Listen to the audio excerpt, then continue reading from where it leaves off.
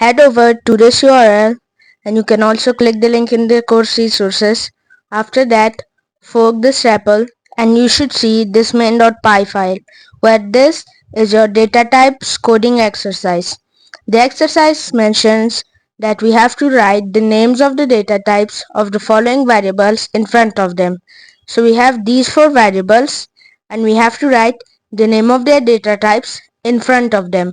Make sure to use a comment so that you don't get errors. In front of each variable, you have to use a hash or a pound symbol, and in front of that you have to write the variable data type. In this case, it's in double quotes, so you might get a hint from that. You have to write whatever the data type of the name variable is over here, and then you have to do the same for age, marks, and is school. So pause the video and try the exercise. So I hope you have done it on your own. If not, let's go through it together. First, we have our name, which is covered in double quotes, meaning this is a string.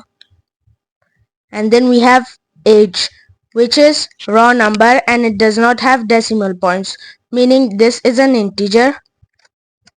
Then we have marks, which is an integer but it has decimal points, meaning it's a float or floating point number.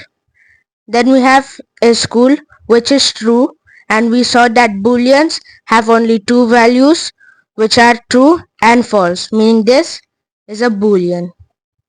If you completed this exercise correctly, then congratulations. If not, then I would recommend that you watch the previous video again and then after that come back to the exercise and try it again. In the next video, we are going to learn about type errors, type conversion, and more. So for all of that and more, I'll see you there.